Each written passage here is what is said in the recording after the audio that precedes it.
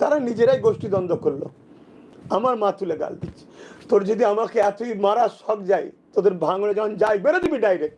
আমার মাটা কি করেছে? আমার মাটাকে ধরে টানছিস কেন? ফুরফুরা শরীফের এক পীরজাদা ভাইজান, জি পীরজাদা আব্বাস সিদ্দিকী ভাই, জি তিনি অত্যন্ত ব্যথিত হয়ে কিছু কথা বলতে বলতে কেঁদে ফেললেন। দেখছিলাম যে তিনার আম্মাজানকে এবং বাপ আব্বা মাকে তুলে কেউ একজন গালাগালি করছে। আহারে, ভাবতে অবাক লাগে। আরে শোনো, তোমার ভাবা উচিত ছিল তুমি কাকে গালাগালি করছো। একটা পীরের আওলাদকে তুমি কেমন করে গালাগালি করো? তোমার কি একটু লজ্জা হলো না? তোমার কি একটু বোধগম্য হলো না? তোমার কি একটু বিবেক তোমাকে তোমার বিবেক কি তোমাকে একটু জানালো না যে তুমি কাকে গালাগালি করছো? তুমি একটা পীরের আওলাদকে এভাবে গালাগালি করতে পারো? তার আব্বা মা কি অন্যায় করেছে? তার বাপ মা কি কাজ করেছে? তোমার সঙ্গে কি প্রতারণা করেছে যে তুমি তার বাবা মাকে গালাগালি করবে? ভালো না লাগলে তার দল করবে না, তার থেকে দূরে থাকো। ভালো না লাগলে তার সঙ্গে মিশবে না, তার থেকে দূরে থাকো। ভালো না লাগলে তার সঙ্গে মুসাফা করবে না, তার থেকে দূরে থাকো। কিন্তু তোমার রাইট নাই যে তুমি একটা পীরের আওলাদকে এভাবে গালাগালি দেবে, নোংরা ভাষায় অকট্য ভাষায় গালাগালি করবে। এটা কিন্তু তোমার রাইট নাই, এটা কিন্তু ইসলাম বলে নাই। মনে রাখো, আজ তুমি গালাগালি করছো, মনে রেখো এই পৃথিবীটা বেশি দিনের নয়। আজ তুমি গালাগালি করছো, একটা দিন আসবে তোমাকেও মরতে হবে, আর আমাদের সত্যি কি মরতে হবে, মারা যেতে হবে। সেই দিনটা কিন্তু মনে রাখো। ওই যে তুমি গালাগালি করেছো, এটা সোশ্যাল মিডিয়াতে রয়ে যাবে, মানুষ যত দেখবে আর থুতু দেবে। এই জন্য ভাবা উচিত তুমি কেমন করে গালাগালি দাও। এটা আমাদের বড় খারাপ লাগলো, বড় কষ্ট লাগলো যে তিনি বলতে বলতে কেঁদে ফেললেন। দেখেন, আমি কিন্তু কোনো কারোর দল করি না, আবার বলছি আমি রাজনীতির লোক না, কিন্তু আমার বড় খারাপ লাগলো যে পীরের আওলাদকে এভাবে গালাগালি করে কেমন করে। আসলে তিনার আব্বা মা তো কোনো অন্যায় করে না, তিনিও তো কোনো অন্যায় করেন না, ভাইজানও তো কোনো অন্যায় করেন না। আপনার ভালো না লাগে আপনি তার থেকে দূরে সরে যান, পরিষ্কার করা, তার থেকে দূরে সরে যান। আপনি তার কাছে যাবেন না, তার সঙ্গে মিশবেন না, তার থেকে দূরে সরে যান। কিন্তু আপনি গালাগালিটা কেমন করে করেন, এটা আমাদের ভাবতে অবাক লাগে। এই জন্য ভাইয়ের আমার, এই জিনিসগুলো থেকে আমাদের বিরত থাকা উচিত, এই জিনিসগুলো থেকে আমাদের দূরে থাকা উচিত। এই পৃথিবীতে কোনোদিন চিরকাল কেউ মানুষ থাকবে না। এই জন্য মহান আল্লাহ কোরআনে কারীমের মধ্যে তিনি শিখিয়ে দিয়েছেন, জানিয়ে দিয়েছেন, মিথ্যা থেকে তোমরা বেঁচে থাকো, খুন থেকে তোমরা বেঁচে থাকো, হত্যা থেকে তোমরা বেঁচে থাকো। ইসলাম শিক্ষা দিয়েছে এই জিনিসগুলো থেকে আমাদের অবশ্যই অবশ্যই বিরত থাকা দরকার, কারণ আল্লাহর দরবারে কিন্তু আমরা না হলে মুখ দেখাতে পারবো না। যাই হোক ভাইরা আমার, এই মহরম মাস আমাদের সামনে দিয়ে চলে যাচ্ছে। বিচ্ছিন্ন কিছু ঘটনা যদি ঘটে থাকে, কিন্তু মুসলমানকে যদি একটা পেয়ে যায়, সেগুলোকে একটা পেলে 100 করে লম্বা করে সোশ্যাল মিডিয়ার মাধ্যম দিয়ে বড় বড় মিডিয়াগুলো এসে আপনার কি বলে আপনার কি বলে ইলেকট্রনিক মিডিয়া, এ সমস্ত যে গদি মিডিয়াগুলো আছে, তারা মানুষের সামনে এমন ভাবে অপপ্রচার করে যেন মনে হচ্ছে সমস্ত অপরাধী এরাই। আর আফসোস লাগে। মনে রাখবেন, বিচ্ছিন্ন কিছু ঘটনা ঘটতে পারে, সে যেই হোক, সে মুসলমান হোক, সে অমুসলিম হোক, সে কোনো হিন্দু ভাই হোক, সে কোনো শিখ ভাই হোক, সে কোনো দলিত হোক, যেই হোক, অপরাধী অপরাধী। অপরাধীকে কখনো আপনি অপরাধী না বলে পালিয়ে যাবেন না, অপরাধীকে অপরাধী বলুন। সন্ত্রাসবাদীর কোনো জঙ্গি হয়, সন্ত্রাসবাদীর কোনো ধর্ম হয় না, জঙ্গির কোনো ধর্ম হয় না, আতঙ্কবাদীর কোনো ধর্ম হয় না, অপরাধীর কোনো ধর্ম হয় না। আসলে অপরাধী যারা, তাদেরকে চিহ্নিত করে ভারতবর্ষের আইন অনুযায়ী, দেশের সংবিধান অনুযায়ী, ভারতবর্ষের ল অনুযায়ী, কানুন অনুযায়ী, দেশের সংবিধান অনুযায়ী আইনের আওতায় এনে তাদেরকে দৃষ্টান্তমূলক শাস্তি দেওয়া দরকার। কিন্তু তা না করে আমরা অবাক হয়ে যাই, আমার বোধগম্য হয় না, আমি অবাক হয়ে যাই যে কেমন করে পারে এই সমাজের মানুষ, কি করে পারে। সারা ভারতবর্ষের দিকে আমরা তাকিয়ে দেখতে পাই, আমরা বড় বড় ক্রিমিনালগুলোর দিকে তাকিয়ে দেখতে পাই, যারা অপরাধী বলে চিহ্নিত হয়েছে, বড় বড় ক্রিমিনালগুলোকে অ্যারেস্ট করার পরেও কিন্তু দেখা যাচ্ছে তারা ওই ক্রিমিনালগুলোকে জামিন করিয়ে নিচ্ছে। কারণ একটা দলের আন্ডারে আছে বলে, বা একটা দলের আন্ডারে কাজ করে বলে, একটা ব্যানারের আন্ডারে, একটা দলের আন্ডারে আছে বলে ওই ক্রিমিনালগুলোকে, ওই আতঙ্কবাদীগুলোকে জামিন করিয়ে নেয়, এমনকি গলায় ফুলের মালা পর্যন্ত পরিয়ে দেয়। ভাবতে অবাক লাগে। এটা আমাদের সংবিধানের লজ্জা, দেশের লজ্জা যে আজকে অপরাধীগুলোকে জামিন করিয়ে নেওয়া হয়। কিন্তু আমাদের অবাক লাগে অপরাধীগুলোকে কেমন করে জামিন করিয়ে দেওয়া হয়। এই জন্য যত দিন যাচ্ছে অপরাধীর সংখ্যা কিন্তু বাড়ছে। একটা সময় আসবে অপরাধীকে আর ঠেকানোর মতো ক্ষমতা কারোর হবে না। আজও আমরা দেখলাম, এই আস্তে আস্তে দেখছিলাম ট্রেনের মধ্যে একটা বাচ্চা ছেলে, একেবারে ছোট ছেলে, আহারে মনে হয় সম্ভবত 12 থেকে 13 বছর বয়স হবে, প্যান্টের কি বলে প্যান্টের বেল খুলে ইচ্ছা মতো তাকে পেটাচ্ছে। কি পেটাচ্ছে, হায় রে হায়। বাচ্চারা ঠোঁট মুখ সব ফেটে গিয়ে রক্ত বার হচ্ছে, খুন বার হচ্ছে। অথচ প্রচুর মানুষ সেখানে আছে, কারোর দানে মায়া দয়া কিচ্ছু হয় না। সেই ছেলেটা থরথর করে কাঁপছে, কতক্ষণ বাঁচবে সেটা আমি জানি না, আল্লাহই ভালো জানেন। মানুষ কত নির্মম হয়ে গেছে, মানুষ কত নিষ্ঠুর হয়ে গেছে, মানুষ কত পাষাণ দিলের হয়ে গেছে। কেমন করে মানুষ এটা পারে যে একটা মানুষকে পিটিয়ে পিটিয়ে মারে, একটা মানুষকে পিটিয়ে পিটিয়ে হত্যা করে? এগুলো তো 10 বছর আগে 20 বছর আগে ছিল না। এটা আজকের দিনে কেন বাড়ছে? আজকের দিনে শাসন ক্ষমতায় কারা আছে? আজকের দিনে ক্ষমতায় কারা? আজকের দিনে আপনার কারা রাজত্ব করছে? এগুলোকে বুঝতে হবে। যারা রাজত্ব করছে, যাদের হাতে আইন, যাদের হাতে কানুন, যাদের হাতে প্রশাসন, নিশ্চিতভাবে তারা হয়তো এই অপরাধীগুলোকে দৃষ্টান্তমূলক শাস্তি দিচ্ছে না। তাই দিন দিন অপরাধীর সংখ্যা বেড়ে যাচ্ছে। দেশের অথচ আইন আছে, কানুন আছে, সংবিধান আছে। যদি কেউ অন্যায় করে থাকে তার আইন অনুযায়ী ব্যবস্থা নেওয়া হোক, দেশের সংবিধান অনুযায়ী শাস্তি দেওয়া হোক। তা না করে আইনকে হাতে তুলে নিয়ে মানুষ নির্মম ভাবে পিটিয়ে পিটিয়ে খুন করে। এই যে কয়েকদিন আগে আপনারা দেখলেন ভাঙড়ের জমিনে যে একটা তরতাজা নেতা বা লিডার বা একটা নেতা বা কর্মী যেই হোক না কেন, তাকে হত্যা করে দেওয়া হলো। ভাবতে অবাক লাগে, হায় রে হায়, একটা তরতাজা মানুষকে কেমন করে হত্যা করে দেয়। আমাদের অবাক লাগে, ভাবতে অবাক লাগে। আহারে, একটা মানুষকে হত্যা করে ফেলে, জানে মেরে ফেলে। কিন্তু যে হত্যা করছে তারও তো একবার ভাবা দরকার, আজ আমি হত্যা করছি আমার ক্ষমতা আছে বলে, কিন্তু আগামী দিনে একটা সময় আসবে আমাকেও তো অন্য দলের মানুষের আমাকে হত্যা করে দিতে পারে। কি কেমন করে আমি হত্যা করব? তার বিবির অবস্থাটা কি হবে, তার ছেলে মেয়েদের অবস্থাটা কি হবে, তার পিতামাতার অবস্থা কি হবে, এটা আমরা একবারও কিন্তু ভাবছি না। আমরা নিজেদের স্বার্থ সিদ্ধির জন্য, আমরা সামান্য মুনাফার জন্য, সামান্য অর্থের জন্য মানুষকে মেরে ফেলে, খুন করে দেয়। যে কোনো দলেরই হোক, আমি সার্বিকভাবে বলছি, আমি কোনো রাজনীতির লোক নয়, আর আমি কোনো দলকে ইন্ডিকেট করেও বলি না, কারোর পক্ষপাতিত্ব করে কথা বলি না, আর কারোর বিরুদ্ধেও বলি না। একেবারে সার্বিকভাবে আমি বলছি, এই যে হত্যা হয়ে গেল, এটা বড্ড দুঃখজনক। আজকে আপনি চিন্তা করুন তো, রাজনীতির নেতারা সেখানে গিয়ে শুধুমাত্র ফেসবুকে বা ইউটিউবের মাধ্যম দিয়ে বড় বড় লম্বা চওড়া কথা বলে যে যার ফায়দা তোলার চেষ্টা চালাচ্ছে। তারা শুধুমাত্র রাজনীতি করার জন্য এসেছে। কিন্তু আসলে যে ব্যক্তিটা মারা গেল, এ কার গেল? তার আব্বা যদি বেঁচে থাকে বাপের গেল, তার মা যদি বেঁচে থাকে মায়ের গেল, আর তার বিবি আছে তার বিবির গেল, তার ছেলে মেয়ের গেল। ছেলে মেয়েগুলো এতিম হয়ে গেল। আহারে, মাসুম মাসুম বাচ্চা এতিম হয়ে গেল, তার বিবিটা বেওয়া হয়ে গেল। 2 দিন 4 দিন রাজনীতির নেতারা যাবে আর আসবে, সবাই বলবে পাশে থাকবো। যখন 3 দিন 5 দিন 10 দিন কেটে যাবে, কেউ পাশে পাবেন না। সুতরাং এটা আমাদের ভাবা দরকার। আমরা আজকে কোন লজ্জায় নিজেদেরকে মুসলমান বলে দাবি করি? আরে এটা তো আমার ধর্মের শিক্ষা দেয় না, এই ধর্ম তো আমাদেরকে এই শিক্ষা দেয় না। আমার ধর্ম তো বলেছে মানবতার কথা, আমার ধর্ম তো বলেছে মানুষকে ভালোবাসার কথা, আমার ধর্ম তো বলেছে আন্তরিকতার কথা, আমার ধর্ম তো বলেছে মানুষকে আপন করে নেওয়ার কথা। আমার ধর্ম তো বলে না কোনো ধর্মীয় স্থানকে গিয়ে তুমি আপনার কি বলে বুলডোজার চালিয়ে ভেঙে দাও, এটা আমার ধর্ম শেখায় না। আমার ধর্ম তো বলে না কোনো অমুসলিম ভাইদের মন্দিরে গিয়ে আঘাত করো, এটা আমার ধর্ম শেখায় না। আমার ধর্ম তো বলে না যে কাউকে পিটিয়ে পিটিয়ে মারো, এটা আমার ধর্ম তো শেখায় না। কিন্তু আমার ধর্মের যদি কোনো মানুষ দুটো একটাও যদি করে থাকে, এর জন্য আমি বড় ব্যথিত হই, এর জন্য আমি বড় কষ্ট পাই যে আমার ধর্মের মানুষ কেন এরকম করবে, কেন অন্যায় কাজের সঙ্গে যুক্ত হবে। অথচ যারা করছে তারাও দেখা যাচ্ছে হয়তো জলসা, তারাও হয়তো জলসা চালায়, তারাও দেখা যাবে হয়তো জলসা কমিটির সেক্রেটারি সভাপতির দায়িত্বেও আছে। আবার দেখা যাবে তারাও হয়তো ইফতারের মজলিসও দিচ্ছে। আবার মানুষকে রাজনীতির ব্যানারে আপনার একটা রাজনীতির দল করতে গিয়ে হয়তো সেটা গোষ্ঠীদ্বন্দ্ব হতে পারে বা কোনো আপনার কি বলে বিরোধী দলও হতে পারে। মানুষকে হত্যার পথ বেছে নেয়। কিভাবে করে এটা ভেবে আমি খুঁজে পাই না, আমার বোধগম্য হয় না। তারপরে পরই দেখছিলাম ফুরফুরা শরীফের এক পীরজাদা ভাইজান, জি পীরজাদা আব্বাস সিদ্দিকী ভাই, জি তিনি অত্যন্ত ব্যথিত হয়ে কিছু কথা বলতে বলতে কেঁদে ফেললেন।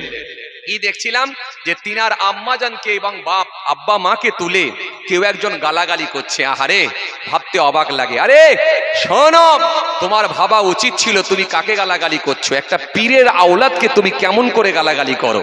তোমার কি একটু লজ্জা হলো না? তোমার কি একটু বোধগম্য হলো না? তোমার কি একটু বিবেক তোমাকে তোমার বিবেক কি তোমাকে একটু জানালো না যে তুমি কাকা গালাগালি করছো? তুমি একটা পীরের আওলাদকে এভাবে গালাগালি করতে পারো? তার আব্বা মা কি অন্যায় করেছে? তার বাপ মা কি কাজ করেছে? তোমার সঙ্গে কি প্রতারণা করেছে যে তুমি তার বাবা মাকে গালাগালি করবে? ভালো না লাগলে তার দল করবে না, তার থেকে দূরে থাকো। ভালো না লাগলে তার সঙ্গে মিশবে না, তার থেকে দূরে থাকো। ভালো না লাগলে তার সঙ্গে মুসাফা করবে না, তার থেকে দূরে থাকো।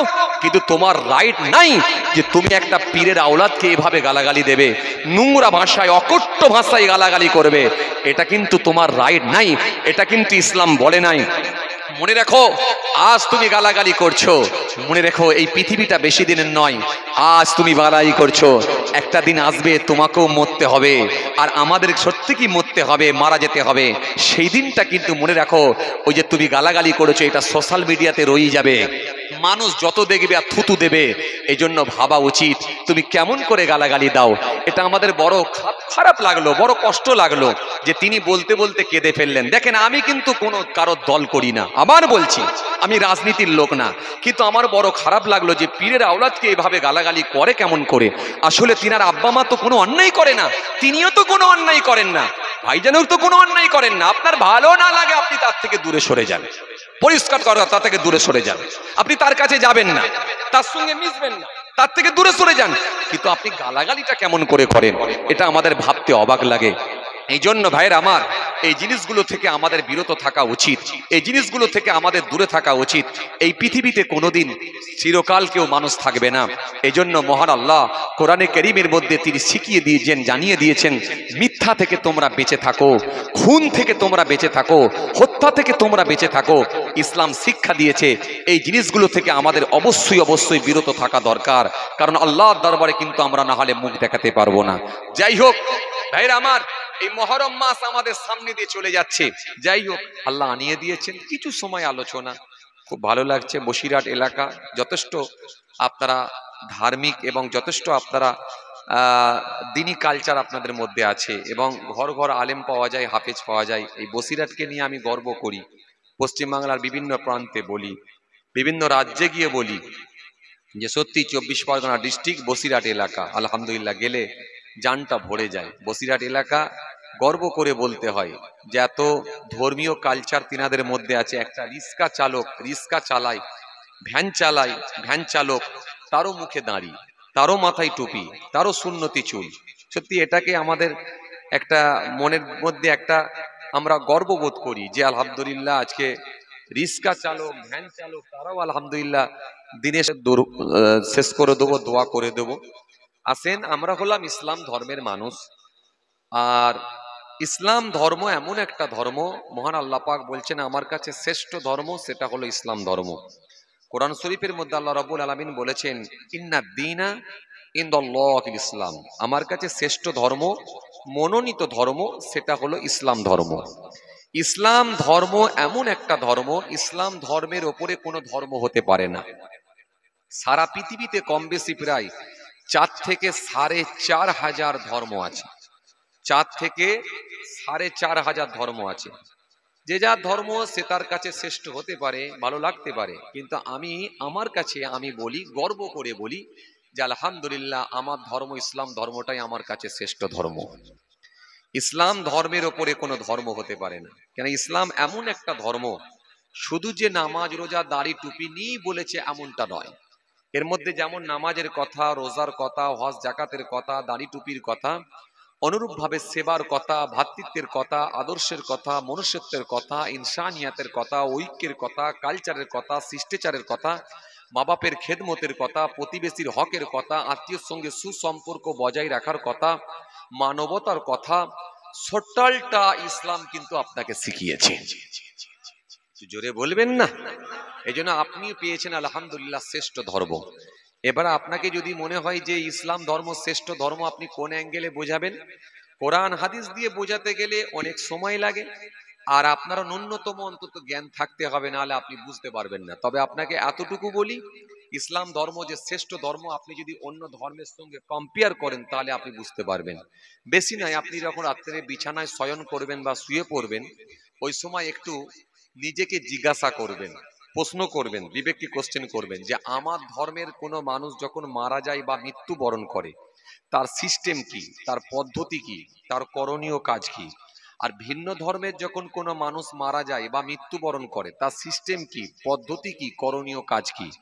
তখন আপনার বিবেক আপনাকে বলবে যে আলহামদুলিল্লাহ তুমি পেয়েছো শ্রেষ্ঠ ধর্ম।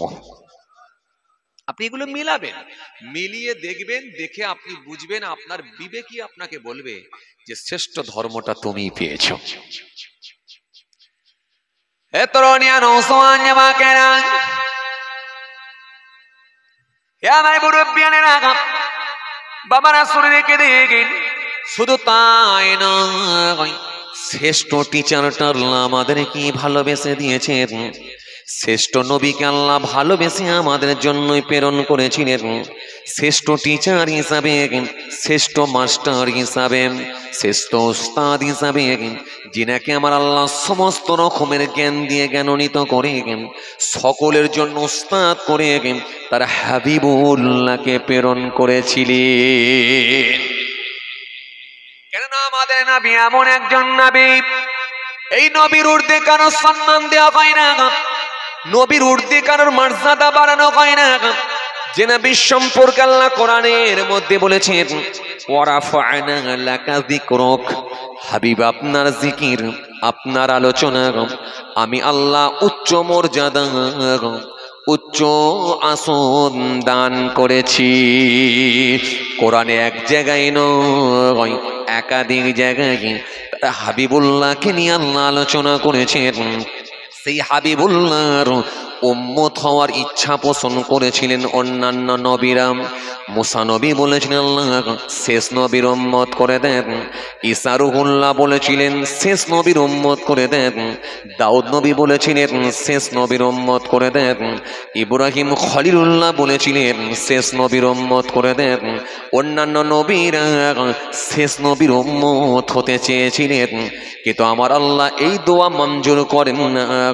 কিন্তু আমার আল্লাহ আমাদেরকে ভালোবেসে তার হাবিবুল্লাহর উম্মত হিসাবে আল্লাহ পাক কবুল করে নিয়ে তার হাবিবুল্লাহর উম্মত করে আল্লাহ আমাদেরকে পৃথিবীর জমিনে প্রেরণ করেছে। নবী হিসাবেও শ্রেষ্ঠ নবী আমরাও পেয়েছি, ধর্মটাও শ্রেষ্ঠ ধর্ম আমরাও পেয়েছি, আর শ্রেষ্ঠ গ্রন্থটা আল্লাহ কালামুল্লাহ কোরআন শরীফ, সেটাও কিন্তু আমাদের জন্যই আল্লাহ দিয়ে দিয়েছেন। এমন একটা গ্রন্থ যার মধ্যে ভুল তো দূরের কথা, সন্দেহেরও কোনো অবকাশ নাই। সারা পৃথিবীর জমিনে যে যতই লাফাক না কেন, যে যতই চিৎকার করুক না কেন, কোরআনকে মুছে দেওয়ার ক্ষমতা কারোর নাই। আর কোরআন শরীফ থেকে ভুল বের করে মানুষের সামনে তথ্য প্রমাণ করার মতো ক্ষমতা কারোর নাই। এজন্য আমি মাঝে মাঝে সোশ্যাল মিডিয়ায় দেখে চ্যালেঞ্জ করে বলি, পারো যদি করো, গোটা পৃথিবীর বাইবেলকে এক জায়গায় জমা করো, গোটা পৃথিবীর গীতাকে এক জায়গায় জমা করো, গোটা পৃথিবীর বেদকে এক জায়গায় জমা করো, এইরকম ভাবে ধর্মীয় গ্রন্থগুলোকে এক জায়গায় জমা করো, অনুরূপ ভাবে কোরআন মাজিদকে এক জায়গায় জমা করো, জমা করে সবগুলোকে একটা কাপড়ের মধ্যে ভরে একেবারে বেঁধে বড় একটা সমুদ্রে ফেলে দাও। সমুদ্রে ফেলে দিলে দেখবে ওই বেদ লেখার মতো আর কেউ থাকবে না, গীতা লেখার মতো আর কেউ থাকবে না, বাইবেল লেখার মতো আর কেউ থাকবে না। কিন্তু আল্লাহর কোরআন যদি সারা পৃথিবীর কোরআনকে যদি এক জায়গায় জমা করে যদি সমুদ্রে নিক্ষেপ করা হয়, কিন্তু কোরআনের হাফেজ আল্লাহ বানিয়েছেন কোটি কোটি হাফেজ, আজও পৃথিবীর জমিনে জিন্দা আছে। এরকম কোটি কোটি কোরআন বানানো আজও সম্ভব হয়ে যাবে ইনশাআল্লাহ। কোরআন শরীফকে মুছে দেবার মতো ক্ষমতা কারোর নাই। কিন্তু বড় আফসোস লাগে, বড় দুঃখ লাগে, আজকে আমরা সোশ্যাল মিডিয়া দেখলে কিছু মানুষ দেখি কোরআনকে নিয়ে তারা নানা রকম মন্তব্য করে, কটু কথা বলে। ইসলাম ধর্মকে কলুষিত করার চেষ্টা করে। বিচ্ছিন্ন কিছু ঘটনা যদি ঘটে, একবারে সার্বিকভাবে বলছি, এই মহরম মাসের কিছু করণীয় কাজ আছে, কিছু বর্জনীয় কাজ আছে, সেগুলো মূলত আমাদের করা এবং মহরম মাসে আল্লাহর সন্তুষ্টি অর্জন করা, বেশি বেশি করে কোরআন শরীফ তেলাওয়াত করা। এই মহরম মাসের অনেক কাজ আছে, সেই কাজগুলো করা। যখনই মহরম মাস এসে পৌঁছে যায়, আমাদের কিছু কথা অন্তত মনে পড়ে যায়। কেন হযরতে আদম আসলামকে আমার আল্লাহ পাক বেহেশতে প্রবেশ করিয়েছিলেন, বেহেশতে থেকে বাহির করেছিলেন, হযরতে আদম আসলামের তওবাকেও আল্লাহ কবুল করেছিলেন। এরকম একাধিক ঘটনা আপনাদের জানা আছে। লাওহে মাহফুজ আল্লাহ বানিয়েছিলেন। কি কথা বুঝে আসছে? মূসা আসলামকে আল্লাহ পাক দরিয়া পার করিয়ে নিয়েছিলেন। হযরতে নূহ আসলামের কিস্তি পাহাড়ে গিয়ে থেকে গিয়েছিল বা লেগে গিয়েছিল, সেটাও 10ই মহরমই ছিল। সেই দিনের কথা আমাদের স্মরণ করিয়ে দেয়। যদিও কিছু কথা ইখতিলাফ রয়েছে, মতবিরোধ রয়েছে, কেউ বলেছেন 10 তারিখে ঘটেছে, কেউ বলেছেন না মহরম মাসই ঘটেছে। তার মধ্যে থেকে একেবারে আমরা যেমন হাদিস থেকে প্রমাণ পেয়েছি, যেমন হযরতে মূসা কালিমুল্লাহ তিনি দরিয়া পার হয়েছিলেন, এটা একেবারে হাদিস থেকে প্রমাণিত। জি, হযরতে নূহ আসলাম আপনাদের জানা আছে, তিনি কিস্তি তৈরি করেছিলেন, নৌকা বানিয়েছিলেন। ওই নৌকার উপরে ইমানদার মানুষগুলোকে নৌকার উপরে তুলে নিয়েছিলেন। যেদিনে হযরতে নূহ আসলাম নৌকা থেকে তিনি নৌকাটার গিয়ে পাহাড়ের ধারে গিয়ে লেগে যায়, ঠেকে যায়, যদি পাহাড়ে গিয়ে আটকে যায়, সেদিনটাও কিন্তু মহরমের 10 তারিখই ছিল। এইরকম ভাবে কিছু কথা আমাদের মনে পড়ে যায় মহরম মাস আসলি। তার ভেতরে একটা বেদনাদায়ক ঘটনা, যেটা উম্মতে মুহাম্মাদের কাছে বড় কষ্টদায়ক ঘটনা, যেটা উম্মতে মুহাম্মাদের কাছে বড় বেদনাদায়ক ঘটনা, যেটা হলো জি মহরমের আশুরার দিনে আপনাদের জানা আছে কারবালার ময়দানে যে ইমাম হোসাইন রাদিয়াল্লাহু তাআলা আনহুকে এবং তিনার সঙ্গী সাথীদেরকে, তিনার পরিবার বর্গকে যে নির্মমভাবে হত্যা করা হয়েছিল, শহীদ করে দেওয়া হয়েছিল, সেটাও কিন্তু মহরমের 10 তারিখ আশুরার দিনই ঘটেছিল। এজন্য উম্মতে মুহাম্মাদের কাছে এই ঘটনাটা বড় বেদনাদায়ক ঘটনা। মনে পড়লে চোখ দিয়ে এক কাতরা পানি ঝরে যায় আর অন্তরে দাগ কাটে, হৃদয়ে আঘাত লাগে। ইমাম হোসাইন হুজুরের কথা এবং ইমাম হাসান হুজুরের কথা এবং রাসূলুল্লাহর কলিজার টুকরাদের মনে পড়লেই ওর নবীর উম্মতদের অন্তরে হৃদয়ে আঘাত লাগে, কলিজাখানা কম্পন হয়, চোখ দিয়ে পানি ঝরে যায়।